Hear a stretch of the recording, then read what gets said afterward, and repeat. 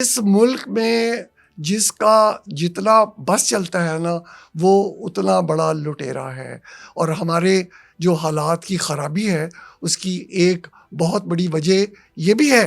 वो एमक्यूएम के एक साहब का मैं वो इंटरव्यू सुन रहा था।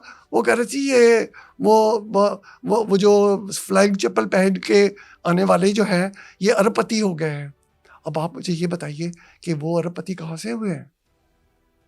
वो आपके टैक्सों के पैसे से हुए हैं। तो और जब आम आदमी को ये पता चलता है कि मेरे पैसों से, और ये अमेरिका में या कनाडा में जो जाते हैं, वो जो बड़ी बड़ी जायदादें वहाँ ख़रीद रहे हैं, तो वो सबको पता है कि वो सियासतदान है, ब्यूरोक्रेट है।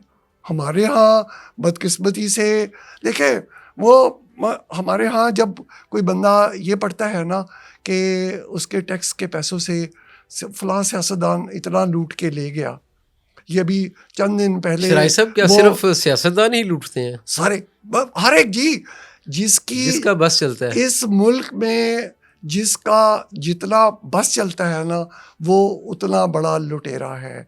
और हमारे जो हालात की ख़राबी है, उसकी एक बहुत बड़ी वजह ये भी है। वो एमक्यूएम के एक साहब का मैं वो इंटरव्यू सुन रहा था। वो कह रहे थी ये वो जो फ्लाइंग चप्पल पहन के आने वाले जो हैं, ये अरबपति हो गए हैं। अब आप मुझे ये बताइए कि वो अरबपति कहाँ से हुए हैं? वो आपके टैक्सों के पैसे से हुए हैं। तो और जब आम आदमी को ये पता चलता है कि मेरे पैसों से, और ये अमेरिका में या कनाडा में जो जाते हैं, वो जो बड़ी बड़ी जायदादें वहाँ ख़रीद रहे हैं, तो वो सबको पता है कि वो सियासतदान है, ब्यूरोक्रेट है, हर तरह के ब्यूरोक्रेट। ये इसकी तफसील आप पे छोड़ता हूँ। तो वो कहता मैं टैक्स क्यों दूँ? ये जो जब तक हम वो टैक्सों के कलेक्ट करने का तरीका भी ठीक करें, लेकिन उनकी जो अखराजात है उसका भी तरीका जब तक ठीक नहीं करेंगे, ये मसला ठीक नहीं होगा। हुसैन शराय साहब, आपके डॉक्टर अब्दुल कदीर खान से बड़े देरीना मुरासिब रहे हैं। वो आपकी दोस्ती का भी दावे करते रहे हैं। उन्होंने आपके हक़ में कॉलम भी लिखे, आप भी उनसे मिलते रहे हैं। डॉक्टर ए.क्यू. खान के बारे में बताइएगा कि उन्होंने पाकिस्तान को जो एटमी प्रोग्राम दिया, आज पाकिस्तान उसकी वजह से अक़वाम आलम में सर उठा के जी रहा है। लेकिन हमें पता चला कि डॉक्टर साहब कुछ मायूसी का शिकार रहे हैं आखिरी दिनों में। क्यों? डॉक्टर साहब से मेरी पहली मुलाकात हुई थी अगस्त 1977 में। वो ये कि मैं एक दिन पिंडी में मेरी पोस्टिंग थी, एयरपोर्ट भी इसी पिंडी के अंडर था, तो मैं वहाँ था। तो मैंने देखा कि एक जहाज़ से सामान उतर के जा रहा है। तो मैंने पूछा, मैंने कहा ये सामान कौन लेके जा रहा है? तो उन्होंने कहा जी ये सामान ऐसे ही जाता है। भाई ऐसे कैसे जाता है, आप इसको चेक नहीं करते? उन्होंने कहा जी वो एग्जामिन नहीं करवाते। मैंने कहा नहीं, बुला लो उस बंदे को। मैंने कहा भाई सामान को एग्जामिन करवाए। उन्होंने कहा जी भाई टैक्स से छूट है। मैंने कहा टैक्स से छूट है, एग्जामिनेशन से छूट नहीं है। एक जहाज आके रुका, दूसरा आके रुका, तीसरा आके रुका। तीसरे दिन वो एक बंदा फॉर योर आइज ओनली एक फ़ाइल लेके आया, मार्शाल्लाह लगा हुआ था नया। और वो डॉक्टर ए.क्यू. खान, कोई उस वक्त तो मैं नहीं जानता था। उनका एक नोट था कि जी हमारा सामान जो है वो इस्लामाबाद एयरपोर्ट पे रुक गया है, और वो कोई नया असिस्टेंट कलेक्टर आया है, और वो कहता है कि सामान के मुआयने से कोई चीज़ जो है वो एग्जाम नहीं है, मासवाए वो सदर और वज़ीर आज़म का जो सामान का बैगेज है वगैरह वगैरह, या डिप्लोमेटिक पहुंच जो होता है। तो और वो मार्क की हुई थी file secretary general in chief Ghulam Isa Khan साहब को। उन्होंने उसको काटा लगा के तो लिखा हुआ था कि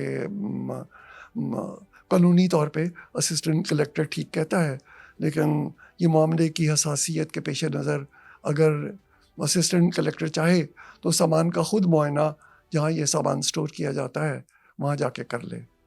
वो उन्होंने फ़ाइल मार्क की हुई थी चेयरमैन FBI को, और चेयरमैन FBI ने असिस्टेंट कलेक्टर को। और फॉर योर आइज ओनली वो फ़ाइल जो होती है सरकारी हिसाब से आपको उसे पढ़ते हैं, दस्तखत करते हैं, और जो फाइल बंदा लाता है वही ले जाता है वापस, आपको रखने की इजाज़त नहीं उसे। वो बंदा ले गया। उन्होंने कहा जी आप सामान देखता था मेरा एक इंस्पेक्टर, उसके ऊपर एक डिप्टी सुपरिटेंडेंट, उसके ऊपर एक सुपरिटेंडेंट, मैं एक असिस्टेंट कलेक्टर, मेरा क्या काम था सामान देखने का। खैर मुझे गर्मियों के दिन थे और हबस था, टेम्परेचर ऊपर था। तो वो उनका जी आप देखेंगे? हाँ, मैंने कहा हाँ देखूँगा। मैं चला गया। अगले दिन वो आए, गाड़ी में बिठा के ले गए एयरपोर्ट के दूसरी तरफ। वो जो दूसरी जंगे अजीम के उन्होंने शेड बनाए हुए थे बड़े बड़े, उनमें उस तरफ वो जो जहाज़ का रनवे है उसके दूसरी तरफ थे। वहाँ जाके मैंने देखा तो ईमानदारी की बात है, मुझे गुस्सा था कि ये मेरा काम है, मैं क्यों ये काम करूं? तो मुझे ये क्यों मेरे से ये काम लगाया गया? और तो मैंने देखा कि वो एक जो बैरक थी, बड़े बड़े हॉल थे और उनके सामने बैरकें थी। तो उसके ऊपर वो कोल तार जो है उसका ड्रम जो था उसको गर्म करके और उसमें वो टाट के टुकड़े भिगो के तो वो छत को वाटरप्रूफ कर रहे थे। तो खैर उसी तरह के कमरे से डॉक्टर इक्यू खान बाहर निकले। अस्सलाम वालेकुम, मेरा नाम डॉक्टर इक्यू खान है। मैं मेरा नाम हुसैन अहमद शरासी है, तो दिखाइए मेरा सामान कहाँ है। अगली तफसील मुख्तस छोड़ देते हैं, वो फिर किसी वक्त सही। तो वहाँ से डॉक्टर साहब के साथ हमारी दोस्ती हो गई और डॉक्टर साहब ने वो सामान पाकिस्तान की सलामती के का हवाले से था। नहीं, वो मुझे वो तो ईमानदारी की बात है कि वो जो दूसरे तीसरे दिन तो उनका जो बंदा जो मेरे पास आता था सामान क्लियर करवाने, उन लोगों को तो पता था ना जी सही कि ये क्या चक्कर है। तो है। उसने मुझे बताया था कि शायद साहब ये तो सामान वो वाला है। तो मैंने कहा कानून के मुताबिक चलो। लेकिन फिर डॉक्टर साहब को मिलके मैं ये जान के कि ये एक जर्मनी से पीएचडी करके आने वाला शख्स इस टूटी हुई बैरक में बैठा है, ये कुछ सच्चा आदमी है। आजकल उनकी फैमिली के साथ क्या हो रहा है? वहाँ उनकी फैमिली ठीक है जी। अब वो उनका जो हॉस्पिटल था उस पर वो एक डॉक्टर शौकत विर्क साहब जो थे उन्होंने कब्जा कर लिया था और मैं भी उसका ट्रस्टी था। और तकरीबन 1 साल पहले 2021 में मुझे पता था वो जो कर रहा है शौकत विर्क। तो मैंने तो लिख के इस्तीफ़ा दे के और डॉक्टर साहब ने with a very heavy heart approved लिखा था उस पर। तो लेकिन वो फिर बाद में पता चला कि शौकत विर्क जो था शौकत विर्क ने उस पर काफ़ी घपले किए हुए थे। और लेकिन वो अल्हम्दुलिल्लाह तो मुकदमात भी हुए ना शौकत विर्क, मुकदमात भी है। और वो जो ट्रस्ट था वो फिर उनकी बेटी डॉक्टर दीना खान जो है वो चला रही हैं और माशाल्लाह वहाँ लोगों की खिदमत कर रहे हैं, मरीजों को। खान हॉस्पिटल जो है वो चल रहा है, डॉक्टर इक्यू खान हॉस्पिटल चल रहा है। उनकी बेटी की ज़ेर सरपरस्त है, वो चेयरपर्सन है अब उसकी।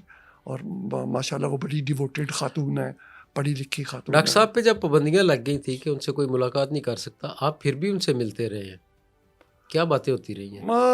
एक्चुअली वो मैं तो डॉक्टर साहब से मिलना मेरा तो जारी रहा ना। पहली मुलाकात के बाद डॉक्टर साहब के मैं चला गया, कराची मेरी पोस्टिंग हो गई, वहाँ से मैं लाहौर आ गया, लाहौर से मैं मुल्तान आ गया, कलेक्टर बन के चला गया। तो मुल्तान में फिर मेरी मुलाकात हुई, ये ग़ालिबन 1990-91 की बात है।